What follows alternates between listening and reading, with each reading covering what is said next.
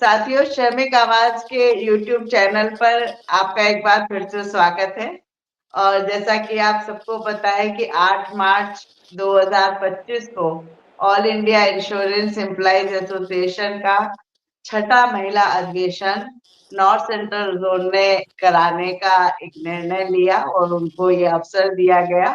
और north central zone insurance employees federation की बहुत सशक्त इकाई लखनऊ ने, बीमा कर्मचारी संघ लखनऊ डिवीजन ने इस जिम्मेदारी को उठाने का निर्णय लिया। तो लखनऊ में हम लोग 8 मार्च 2025 को एआईए का छठा वुमन कन्वेंशन करेंगे।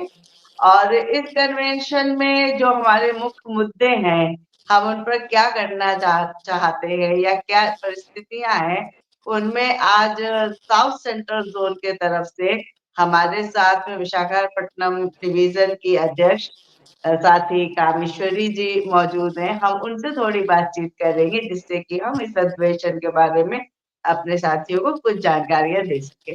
नमस्ते कामेश्वरी जी, हमारे श्रमिक नमस्ते। आवाज के यूट्यूब मंच पर आपका स्वागत है।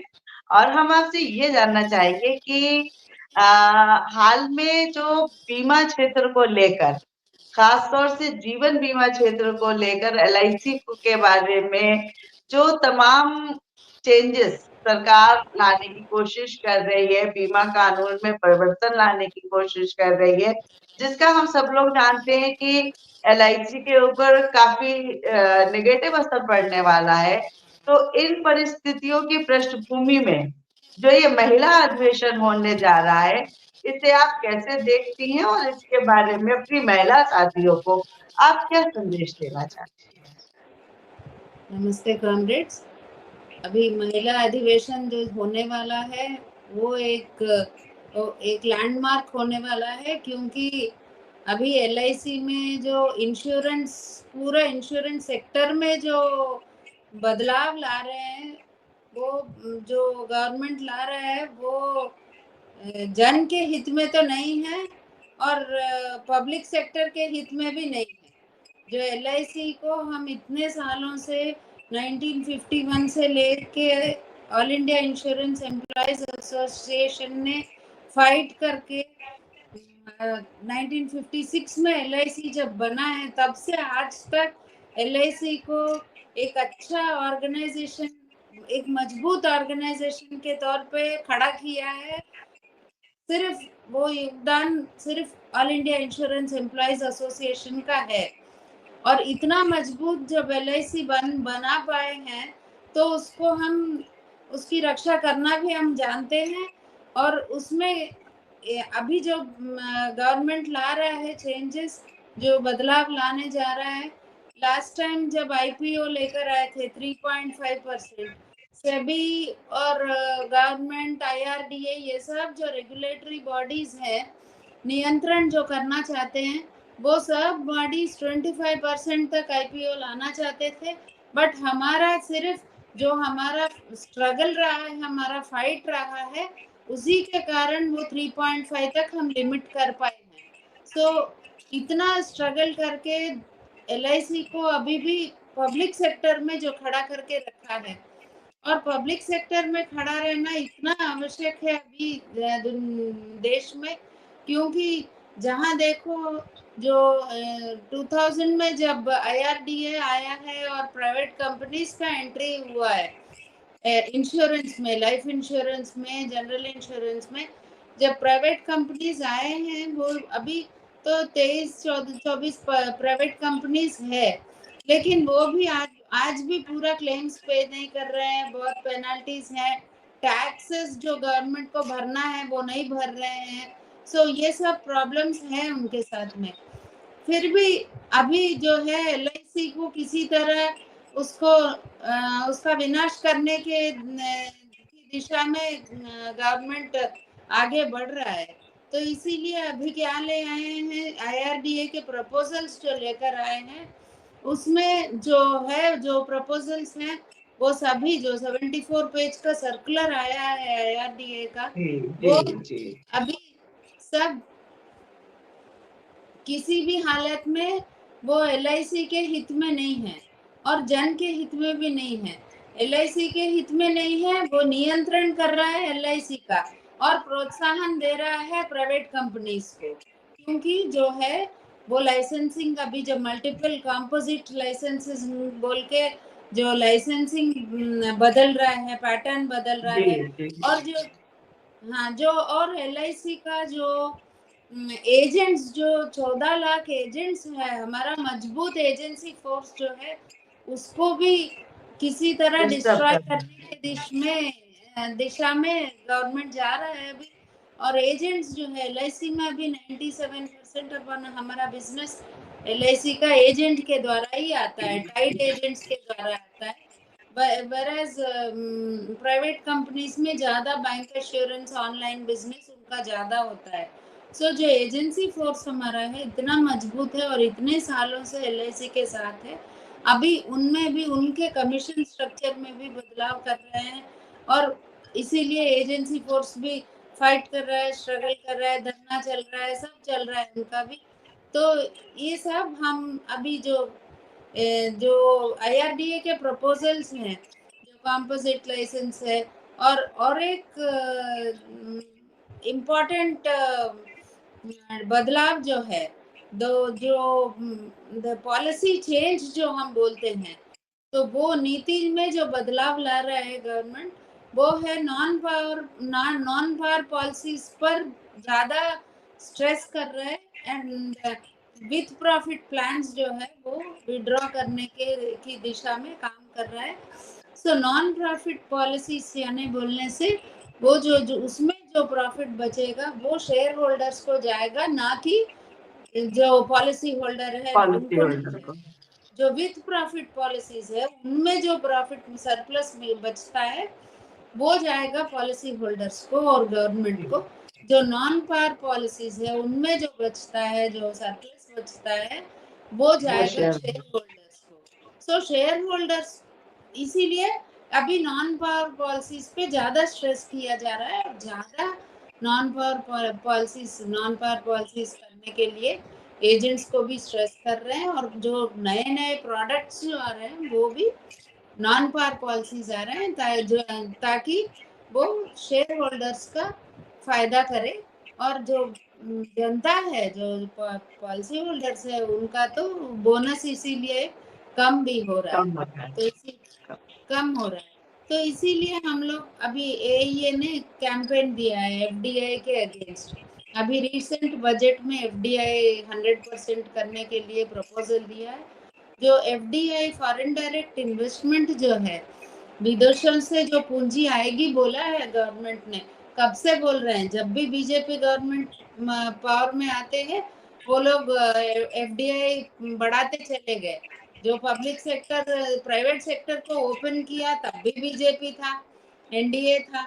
फिर 25%, 49%, 74%, एवरी स्टेज में वो एनडीए गवर्नमेंट ही था जिसने लाइफ इंश्योरेंस कॉर्पोरेशन का विनाश करने का सोचा है। और अभी तो एकदम 100% करना चाहते हैं। ये अब सोच लीजिए 100% का है कि ये तो अभी जो हम कैंपेन कर रहे थे अगेंस्ट एफडीआई, रिसेंटली ट्रेन में कैंपेन चल रहा था। जो कहीं जा रहे थे तो ट्रेन में पैम्पलेट्स बांटने गए, बांट रहे थे तो एक पॉलिसी होल्डर पूछ रहा था, आपको क्या फर्क पड़ता है एफडीआई आने से, आपका जॉब चला जाएगा क्या, या फिर एलआईसी को कुछ नाश होगा क्या, कुछ नुकसान होगा। हाँ हाँ। हाँ। तो और इन्वेस्टमेंट्स आएगा ना, अच्छा है ना इन्वेस्टमेंट्स आए तो, ऐसा these are the questions policy holders हमसे पूछ रहे हैं। तो इन्वेस्टमेंट्स आएगा तो सॉफ्टवेयर में आया अच्छा है, या फिर मैन्युफैक्चरिंग सेक्टर में आया अच्छा है। ठीक बात। 4 कंपनी लगाओ, 4,000 लोगों को नौकरी दो, वो अच्छा है। अभी इसमें इन्वेस्टमेंट 100% बोल रहे हैं, लेकिन लाइफ इंश्योरेंस में एफडीआई जो 100% बोल रहे हैं। अभी तो एज ऑफ नाउ, आज तक देखा जाए तो केवल 36% एफडीआई आया है। जब इन्वेस्टमेंट आ ही नहीं रहा तो उसको बढ़ाने की जरूरत क्या है, दैट वो हमारा प्रश्न है।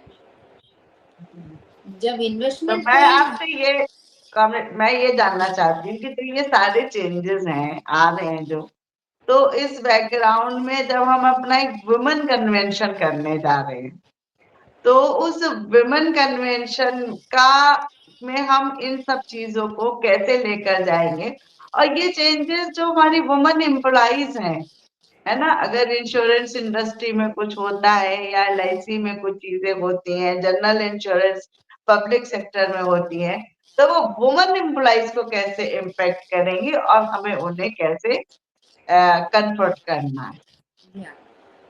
विमेन एम्प्लॉयज को सबसे ज्यादा इम्पैक्ट होता है, क्योंकि जी कहीं भी जो किसी भी गवर्नमेंट का जो पॉलिसीज है, जब वो किसी सेक्टर पे इम्पैक्ट करता है तो ज़्यादा महिलाओं पर और दलितों पर, जो पिछड़े हुए वर्गों पर ज़्यादा इम्पैक्ट करता है। कोई भी पॉलिसी चेंज ले लो आप, इम्पैक्ट ज़्यादा महिलाओं पर ही होगा, क्योंकि अभी एलआईसी में, जीआईसी में जो हम महिलाएं हम सब काम कर रहे हैं, कितना सिक्योरिटी है, और हम्म, टेंशन फ्री एकदम काम करते हैं, सर्विसिंग करते हैं, अच्छा सर्विसिंग करते हैं। रात के 12 बजे भी ऑफिस ईयर एंड क्लोजिंग के टाइम पे एग्जैक्टली रह तो भी एग्जैक्टली कोई दिक्कत नहीं है। एलआईसी एम्प्लॉयज को, जीआईसी एम्प्लॉयज को कोई दिक्कत नहीं है, जैसे घर जैसा माहौल रहता है, आराम से काम करते हैं, कितना आउटपुट देने से भी कोई टेंशन नहीं रहता। एक जिस मिनट हम ऑफिस से बाहर निकले तो टेंशन शुरू हो जाता है। रात को यदि 10 बजे तक ऑफिस में काम करे, ऑफिस में 10 तक रहे तो कोई टेंशन नहीं रहेगा।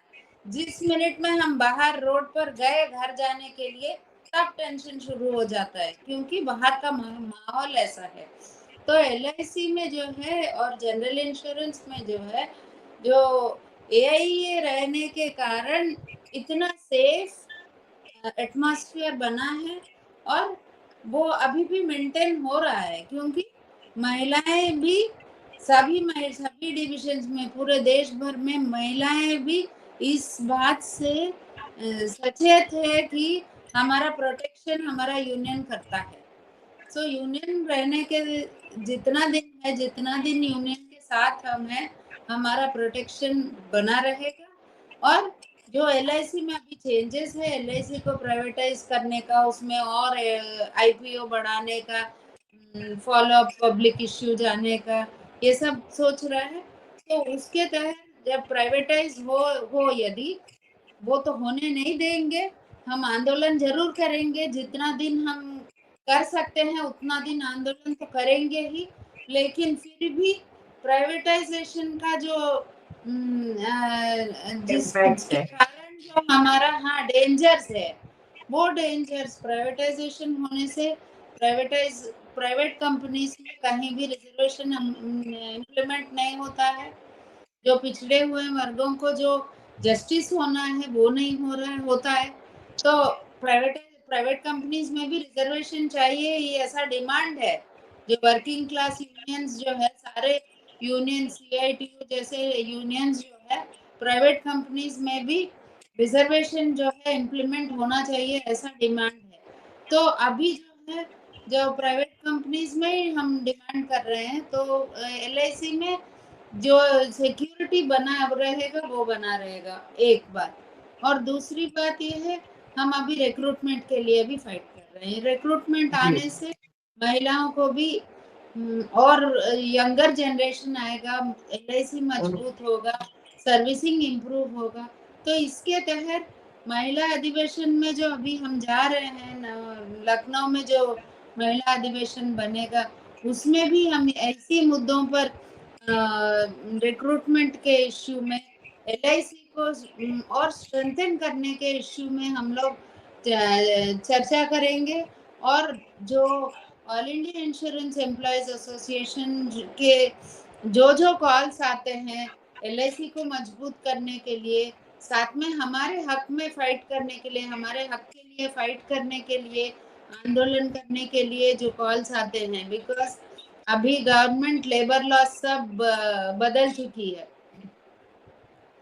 सो वो लेबर लॉज जब नहीं रहेंगे तो हमारा क्या, सब महिलाओं का क्या, लेबर लॉज होने से ही बिल्कुल, महिलाओं को, सभी एम्प्लॉयज को एक सुरक्षा रहता है।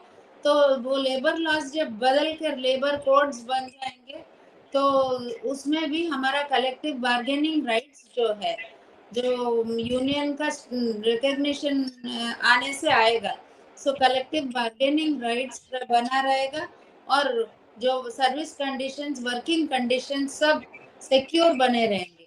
तो इसीलिए जी, लेबर लॉज के अमेंडमेंट के अगेंस्ट हम फाइट करेंगे। एलआईसी को स्ट्रेंथन करना है, strong LIC for a stronger India बनाना है। क्योंकि जी, देश में जो अभी कॉन्स्टिट्यूशन भी बदलना चाहते हैं, कॉन्स्टिट्यूशन की कदर नहीं है अभी तो गवर्नमेंट को, तो कॉन्स्टिट्यूशन को भी बचाना है। कॉन्स्टिट्यूशन बचा रहेगा तभी हमारा एलआईसी, हम भी बचे रहेंगे। क्योंकि बिल्कुल, तभी जब कॉन्स्टिट्यूशन लिखा था तब डॉक्टर अंबेडकर ने कहा था कि फाइनेंशियल सेक्टर, इंश्योरेंस जो है, ये चीज पब्लिक स्टेट, सेक्टर में ही रहना है, इसको प्राइवेटाइज नहीं करना है करके डॉक्टर बाबा साहेब अम्बेडकर ने लिखा था। लेकिन आज गवर्नमेंट प्राइवेटाइज करने के चक्कर में घूम रही है और उनको तो कुछ फिक्र नहीं है, लोगों की कोई फिक्र नहीं है। पॉलिसी होल्डर्स को पैसा गया तो गया, प्राइवेट कंपनी, हमने पिछले पहले भी देखा था, चिट फंड कंपनीज बहुत सारे बंद करके चले गए थे लोगों का पैसा लूट के। तो अभी जो प्राइवेट कंपनीज है वो भी कब बंद हो जाता किसी को पता नहीं है। लेकिन एलआईसी है जो इतने सालों से 56 से लेके आज तक हर रुपया पॉलिसी होल्डर का वापस करती आई है। तो इसीलिए एलआईसी को मजबूत बनाना हमारा कर्तव्य है। महिलाओं का तो और ज्यादा जरूरत है ज़रूरी है, एलआईसी को मजबूत रखने के लिए।